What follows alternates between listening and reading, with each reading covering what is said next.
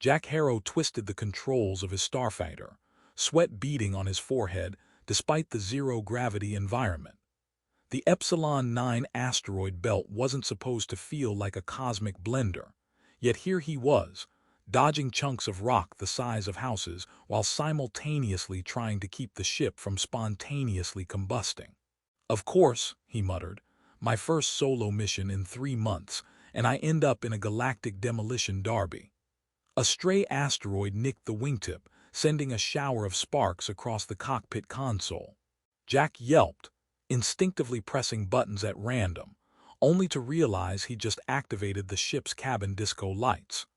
Red, green, and blue beams bounced off the panels, turning the emergency situation into something resembling a nightclub with questionable decor. "Well, at least someone's having fun," he said, grimacing. That's when he saw her. She appeared out of the nebula's swirling violet and silver clouds like a mirage that refused to vanish. Lysera landed on a jagged asteroid, long ears arching backward in what Jack assumed was a battle-ready pose, though she might have just been listening to the universe's ambient music. Her armor glimmered, shifting colors with every movement, liquid metal flowing across the contours of her form. Her eyes were like two luminous moons, reflecting the chaos around them, and for the first time in his life, Jack felt like he was staring into someone who could read every bad decision he'd ever made. Which admittedly was a lot.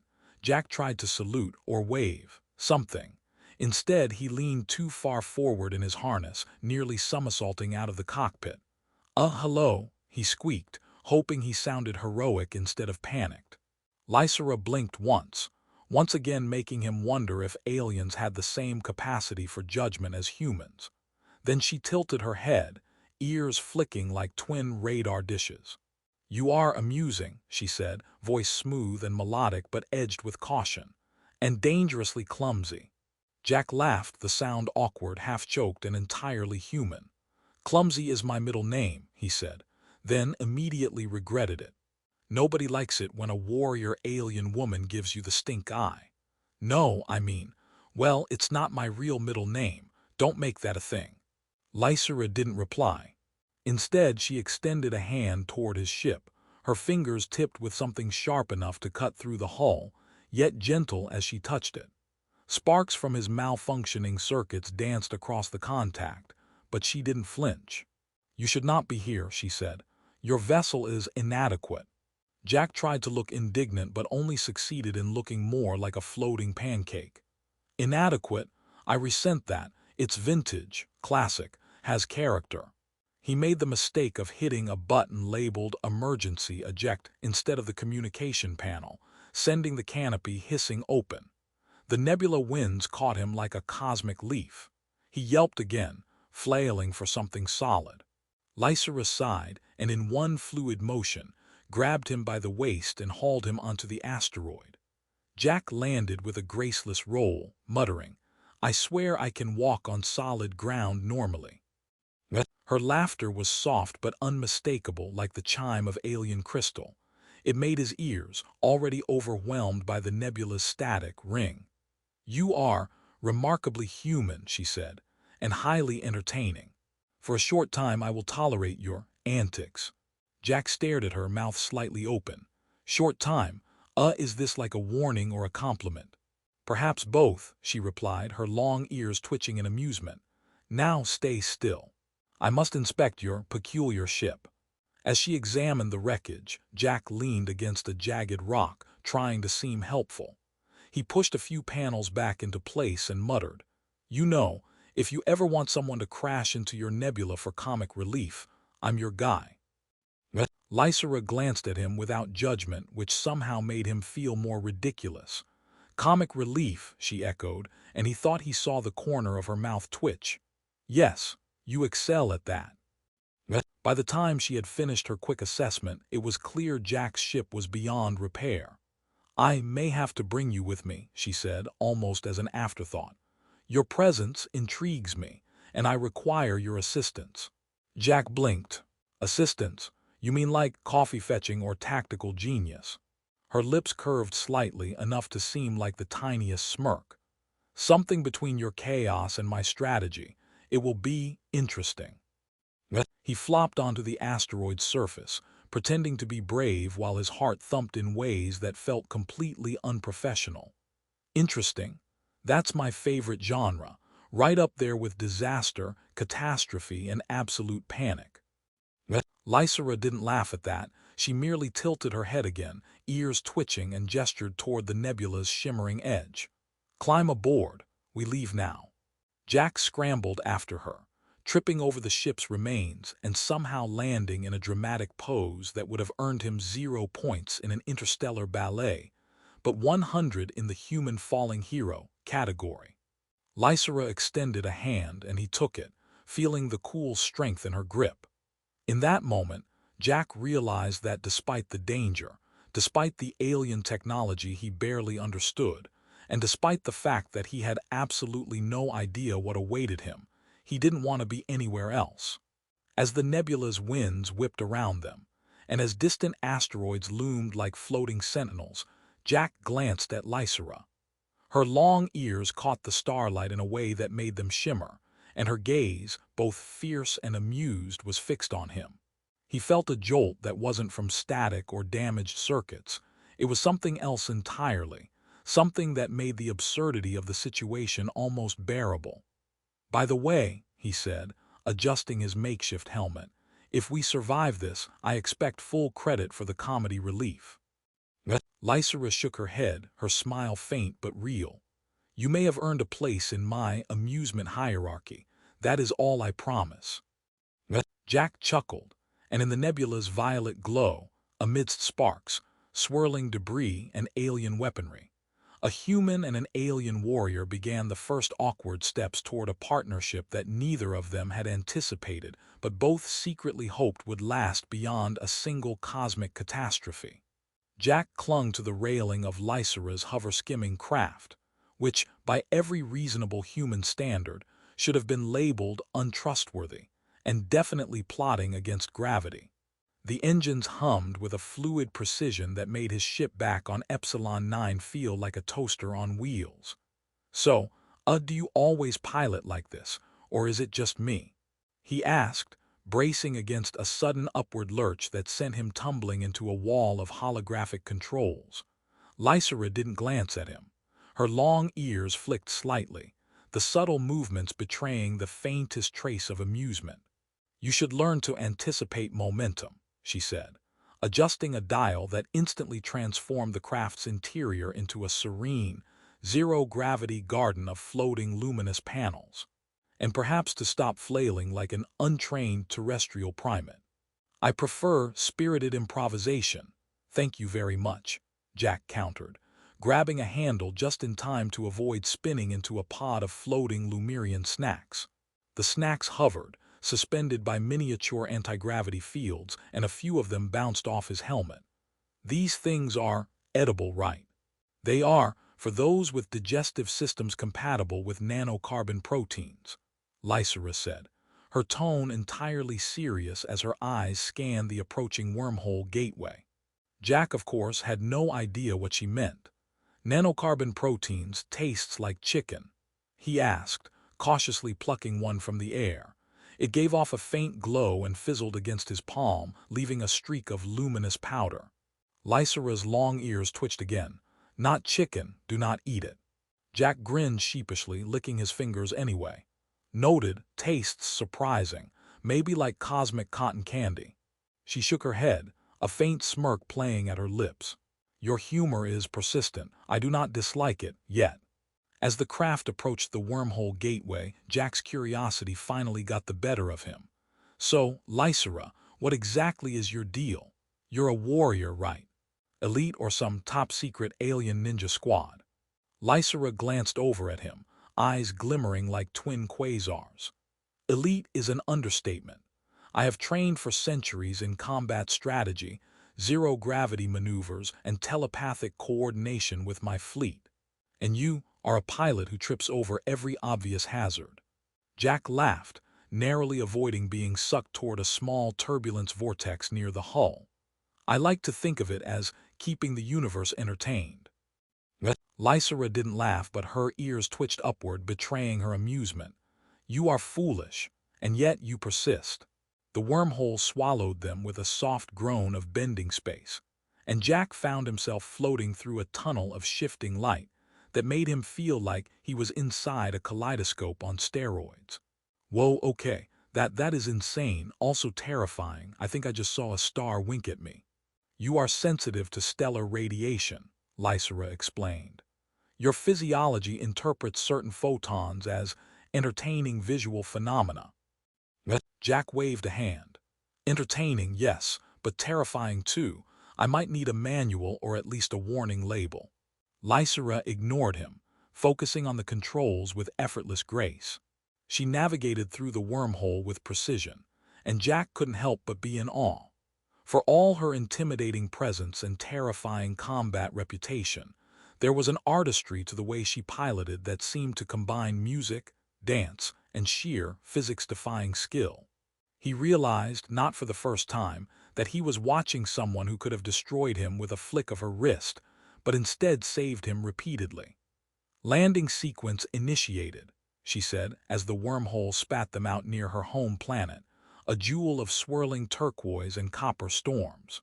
The craft's engines hummed in a softer tone, shifting gravity to help them glide over the uneven terrain. Jack struggled to stay upright, his weightless instincts still clashing with the subtle artificial gravity of the ship.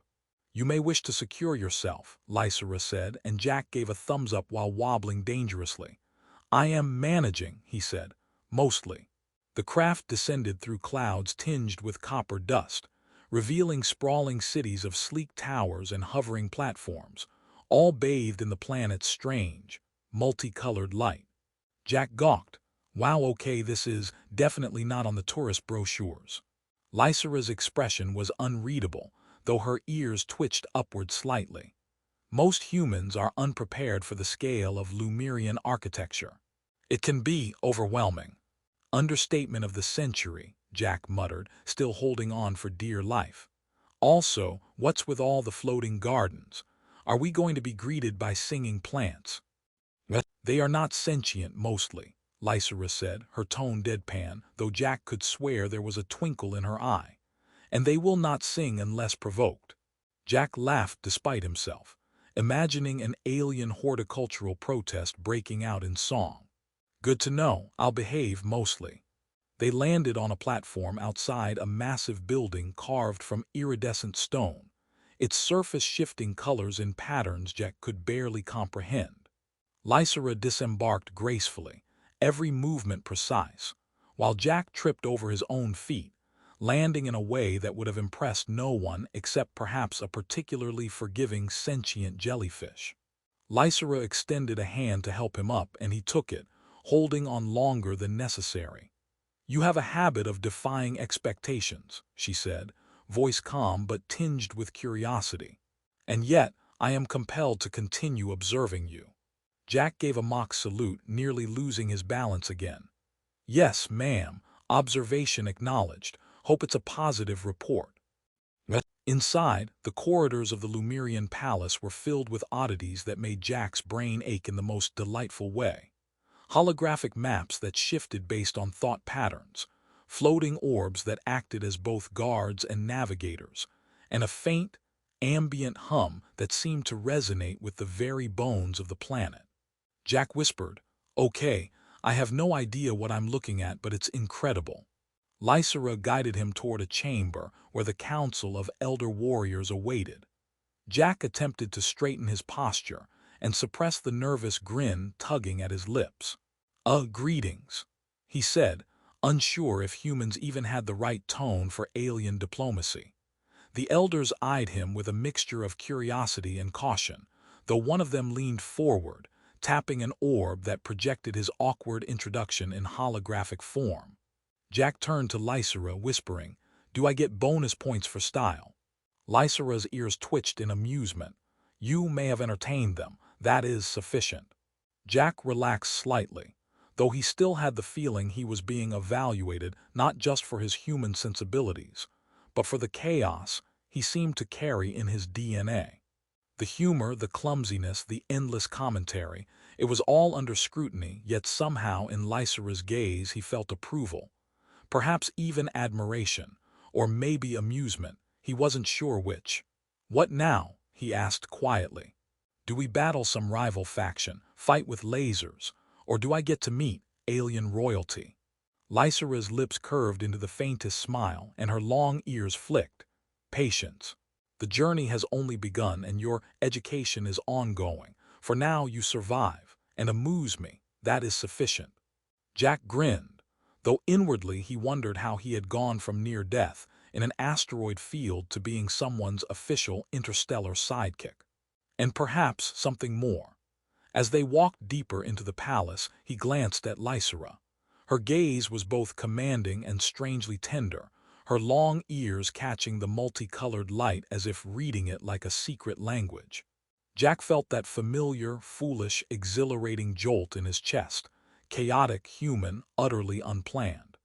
And he realized, not for the first time, that this journey would be unlike any he had ever imagined, and that her presence, fierce and amusing, would change everything. Jack floated midair, hands gripping the railings of Lysera's sleek combat craft as it hummed through the atmosphere of her home planet, which glittered with copper storms and bioluminescent cities like a treasure chest tossed in space. He had long since given up trying to anticipate Lysera's piloting, which now involved precise loops, sudden corkscrews, and a casual flipping over floating energy barriers. "You know," he yelled over the roar of the engines, "I think my brain is now officially a pancake." Lysera didn't glance at him, though her long ears twitched in what he liked to think was amusement. "Focus," she said, voice smooth as liquid metal, "or you will become one permanently." Jack grinned. "Wouldn't that make me your pancake sidekick? I could live with that." The mission ahead was deceptively simple on paper. A rogue faction of mercenary ships had infiltrated the Lumerian trade routes, attempting to hijack critical hyperenergy cores. Lysera's task was clear: neutralize the threat. But now she had a human pilot strapped to her side, whose talent for improvisation was as maddening as it was oddly effective. They dropped from orbit like a comet with questionable aim. Jack flailed, arms windmilling, before Lysera grabbed him by the waist in her usual effortless fashion, spinning him into the cockpit. "Brace yourself," she said, her luminous eyes narrowing as her long ears flicked forward in focus. "They will not expect you." Jack gave a mock salute. "Roger that, totally prepared, probably not going to die. Definitely not going to embarrass myself." Their entrance into the mercenary fleet's perimeter was anything but subtle. The first wave of enemy drones fired plasma bursts that made Jack yelp in terror and accidentally activate the ship's holographic disco lights, turning the battlefield into a surreal strobe-lit chaos. "Wow," Jack said between evasive maneuvers. "If I'd known this was going to be a rave, I'd have worn my party shoes." Lysera's lips twitched, the smallest hint of a smile. "You are insufferable. Yet I find your absurdity tolerable in combat. Proceed." Jack's improvisational chaos, combined with Lysera's strategic brilliance, became a symphony of destruction. He jammed his thrusters into the drone's circuits, sending them spinning like toys, while Lysera fired precision beams from the craft's arm cannons, dismantling the larger threats with ease. Between dogfights and laser flares, Jack began to notice a strange rhythm. His panic turned into instinct, his humor into confidence. Every flub and stumble somehow complemented Lysera's disciplined maneuvers, and he realized he had become more than just a human passenger. He was part of the team. At one point, a massive mercenary flagship loomed before them, bristling with energy cannons. "Okay," Jack muttered, scanning the threat. "This looks bad, but also maybe like hero movie level bad, you know." Lysera didn't answer immediately. Her long ears swiveled, sensing the weak points in the flagship's armor, the subtle shifts in gravitational fields, and the flow of energy through its shields. "We will approach with precision. Trust in your instincts, and attempt humor at the appropriate intervals," she said, and Jack's stomach did a strange flip. She trusted him. The battle escalated into a breathtaking dance of light and explosions. Jack accidentally pressed a series of buttons that rerouted the ship's engines into a temporary overload, causing the flagship to wobble in space. "Oops," he said sheepishly, "but also, wow, did you see that?"